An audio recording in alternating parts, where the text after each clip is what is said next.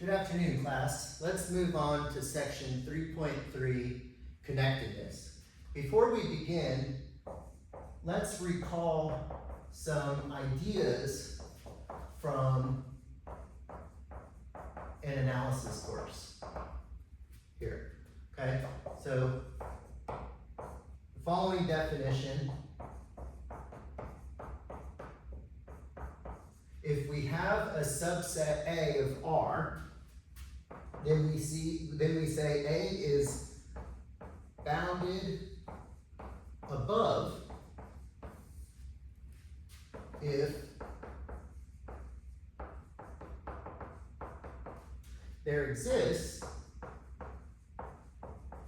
a number B, which is a real number, where A is less than or equal to B for all elements A in A. So if every element is smaller than or equal to a real number, then we say that A is bounded above. And we call B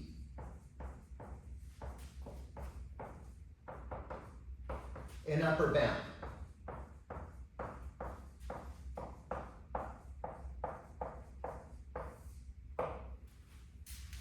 For A. Let's just put for A.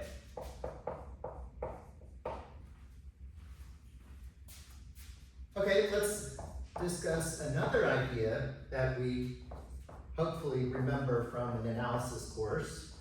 A real number S is called the least upper bound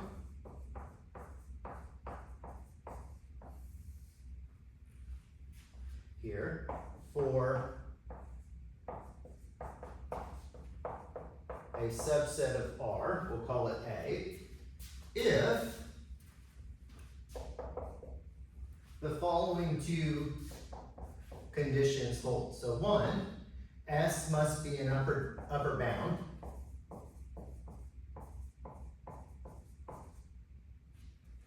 Right? So we have to satisfy this statement here. But then we want it to be the least upper bound, so we can write if B is any upper bound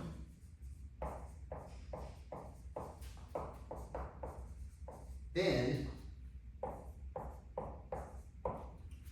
S must be less than or equal to it. And this guarantees that we are the least upper bound. So we have to be an upper bound, but then we have to be the least of all upper bounds here. Okay, and another thing hopefully we have encountered, the axiom of completeness. And this states the following: every non-empty set of real numbers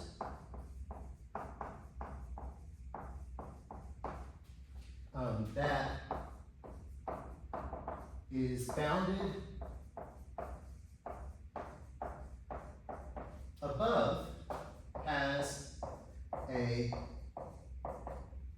least upper bound here. And the notation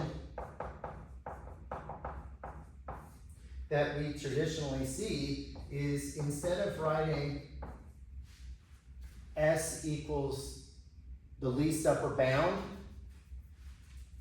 we call S to be the supremum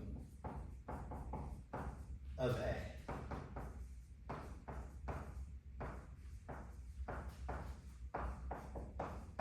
So we write the least upper bound as the sup of A here. Okay, let's look at the following lemma.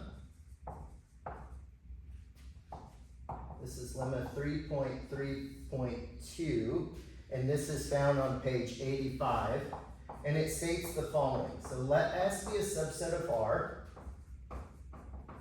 which is bounded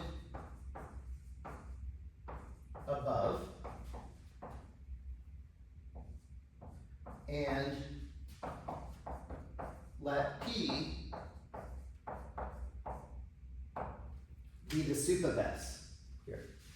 If the set S is closed,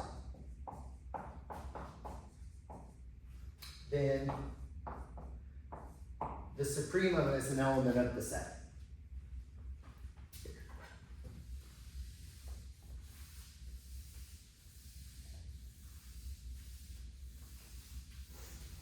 And this is very nice in an analysis course because the supremum gives us the idea of limit points.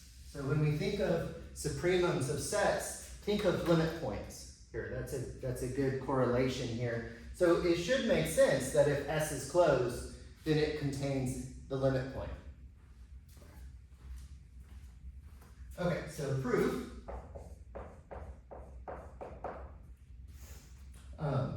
For contradiction,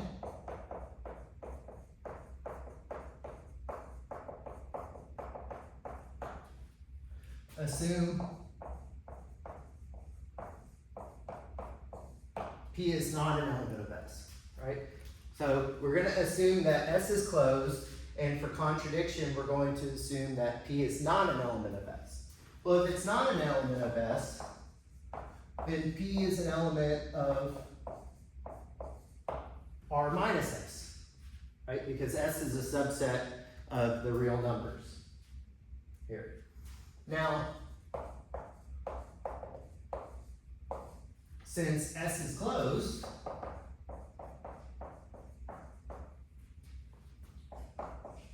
R minus S is open.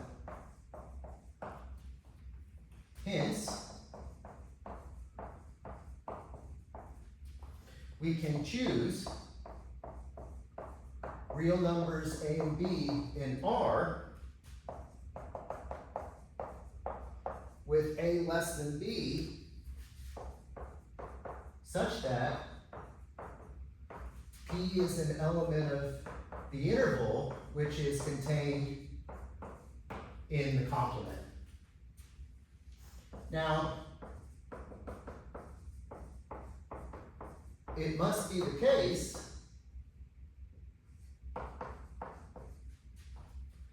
that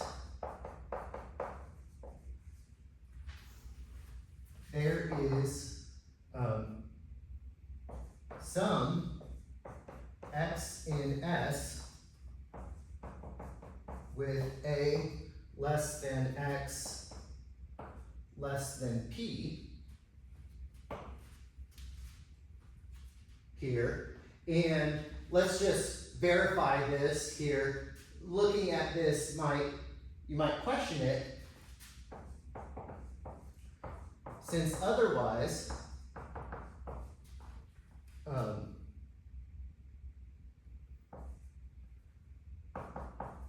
the number A would be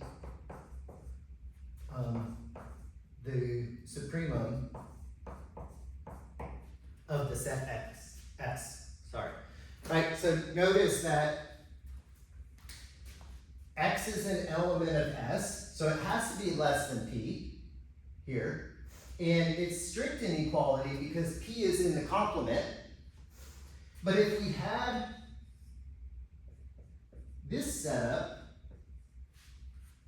then that would tell us that A is the least upper bound, right? Because X is a generic element of S, and so all elements of S are less than A, and A is less than P, but we're assuming that P is the supreme here. So we can't have this. So there must be at least one X that satisfies this inequality here. Okay, so hence, let's erase this now. Hence, X is an element of AB, which is contained in the complement, which is a contradiction.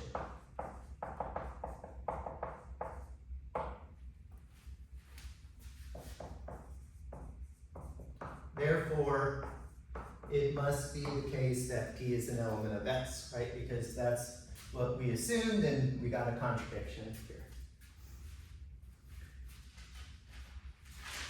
Okay, let's look at the following proposition. And this is 3.3.3, and this is found in the text on page 86. The only clopid subsets of R are R and the empty set.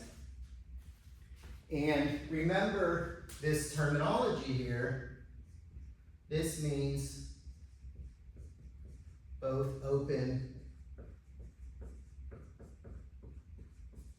and closed here. Okay, so let's prove this.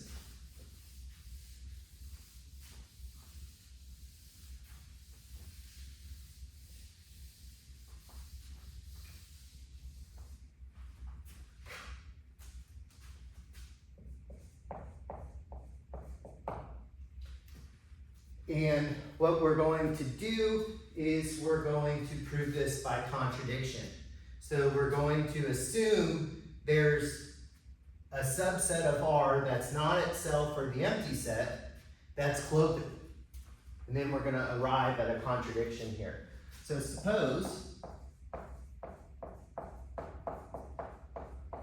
for contradiction,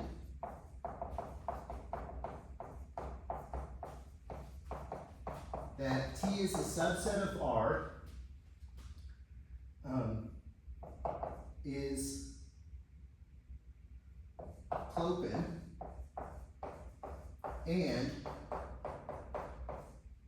T is not the entire set nor the empty set. Here. Okay, so then we can choose an element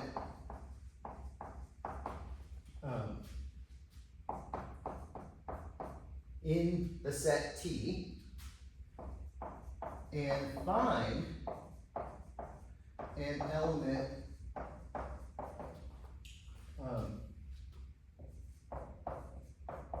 in the set of real numbers with x less than z. Right? Okay, so define S to be the closed interval x to z intersect T. Then S is closed.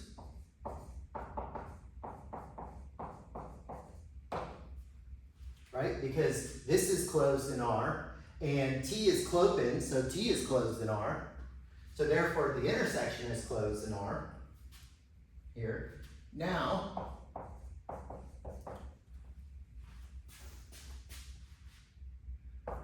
define P to be the sup of S.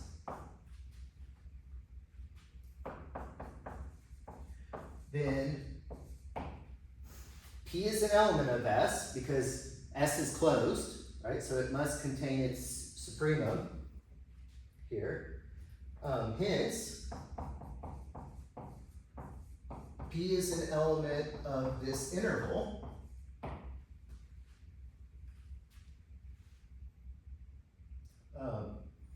And Z is in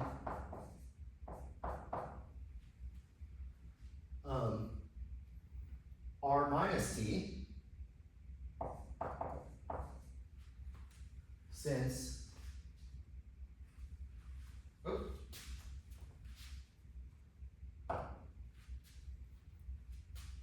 so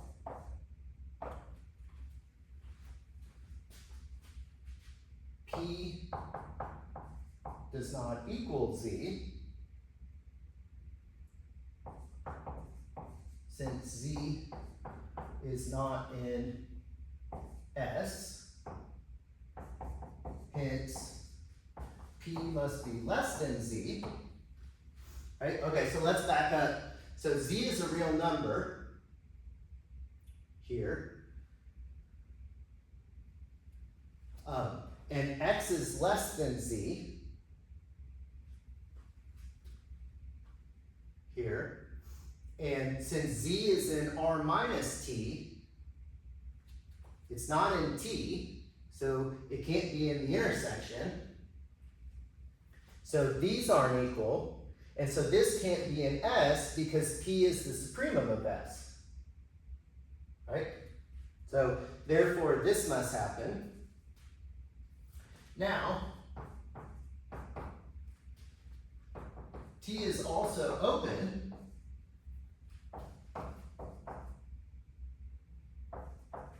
and P is an element of T,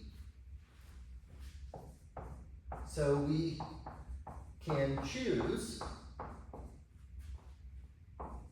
two real numbers with A less than B,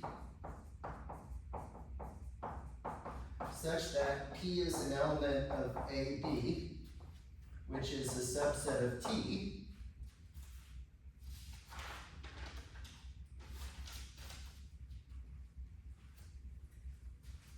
Now define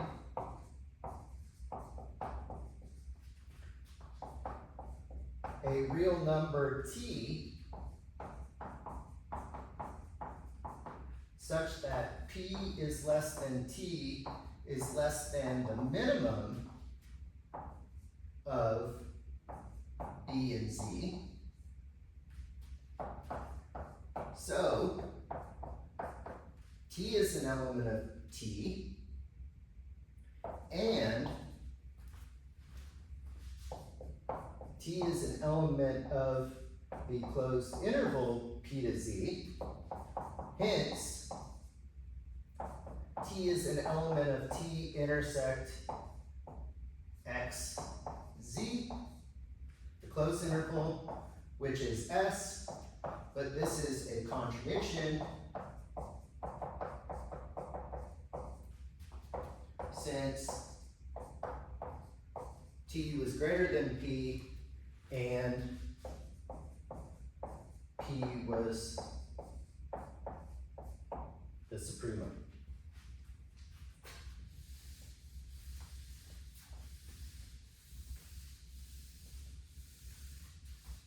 Okay.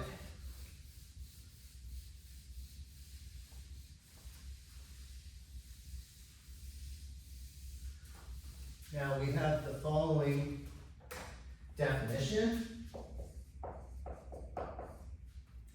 Let X tau be a topological space.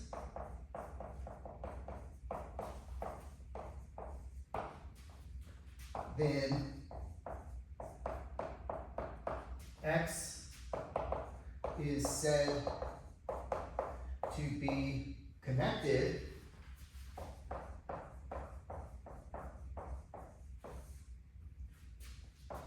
if and only if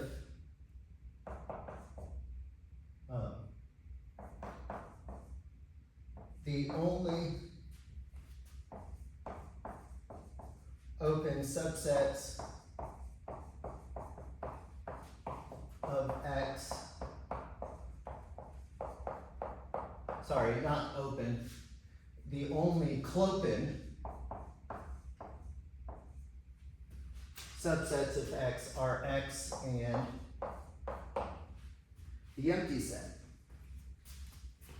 So from this definition and restating our proposition 3.3.3, we see that R is connected, which is a very big result here, right? Because we argued that the only clopen subsets of R are R and the empty set here. Okay, let's look at a couple examples here. The indiscrete space is connected. Clearly, because remember, the indiscrete space is the topology that consists of only X and the empty set. So there's only two sets in the topology. So by default, it's connected. Let's look at another example here. The discrete space is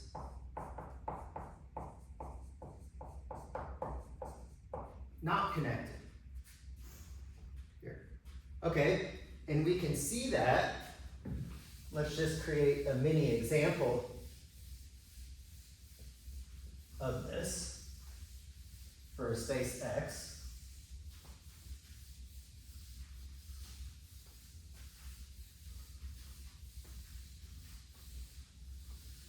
Now, remember, the discrete space here, tau is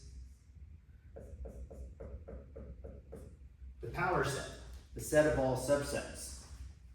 Here. So if we let X, let's just take an easier one, let X be the 3-element set ABC, then tau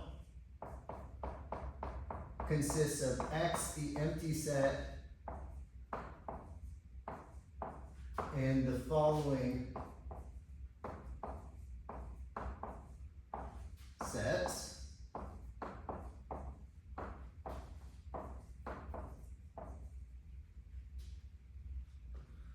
Here, the 8-element, I think there's 8, yeah, the 8-element set here. Notice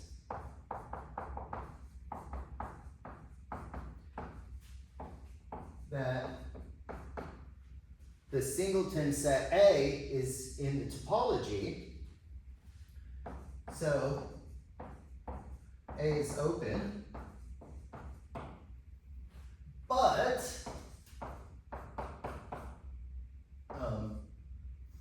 BC is in the topology, so BC is open, hence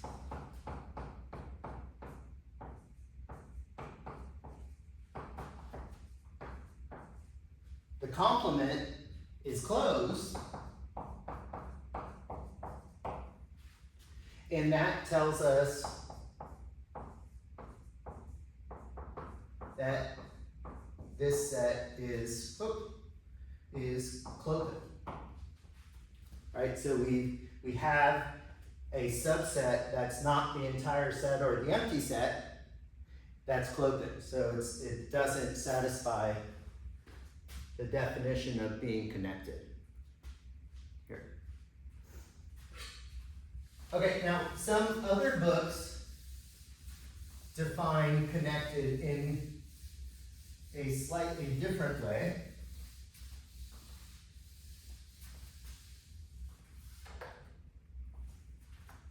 Here. So let's look at the following definition. A separation of X is a pair A and B of disjoint non-empty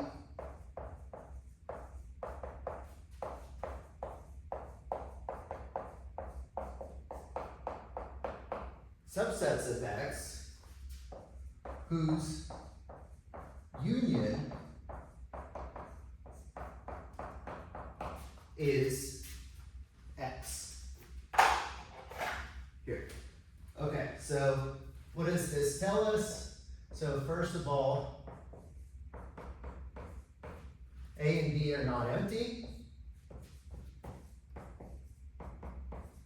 A and B are disjoint. And the union is all of X. So if we can find this pair, then we've created a separation of X.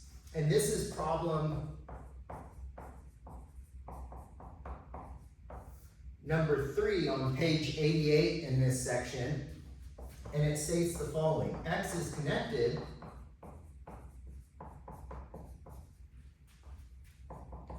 if and only if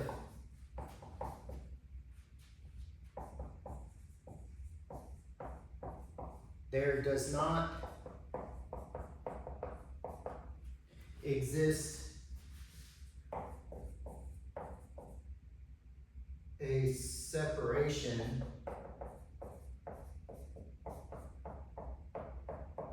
of X. Here. Another way to state this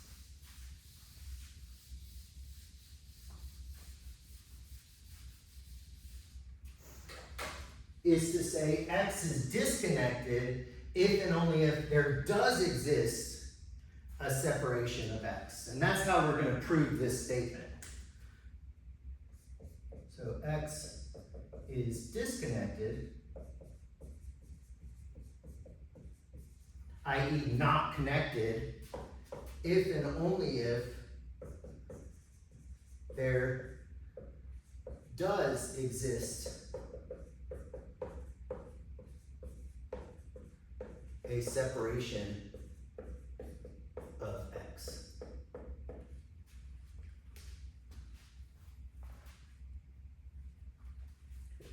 Okay, let's prove this.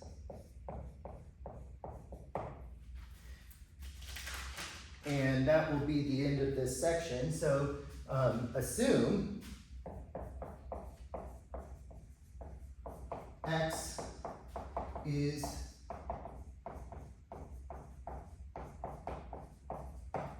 disconnected. So we're going to do the forward direction here. So assume this, and then we're going to show there exists a separation here. Okay, so X is disconnected, so it's not connected. Remember that we are connected if the only open and closed subsets are X and the empty set. So since it's not connected, we have another clopen subset. So we're going to use that. Then there is a non-empty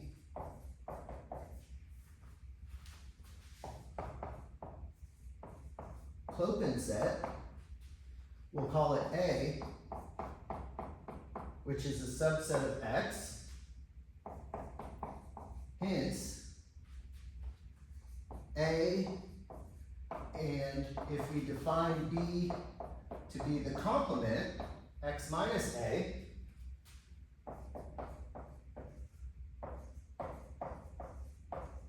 then these two sets form a separation of X. Here.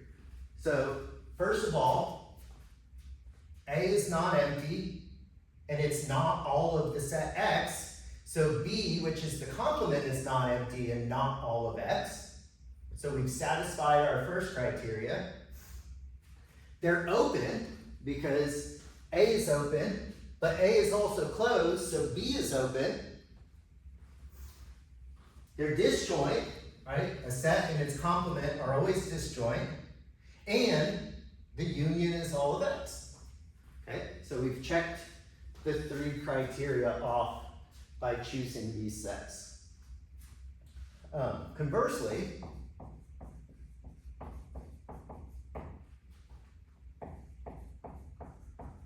assume A and B form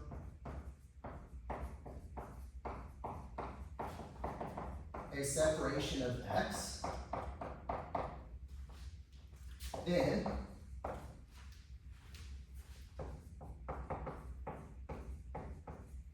A is open and B, which is x minus A, is open, because the union has to be all of x here, so it must be the case that B is the complement. But by definition, B has to be open. But if the complement is open and the set is open,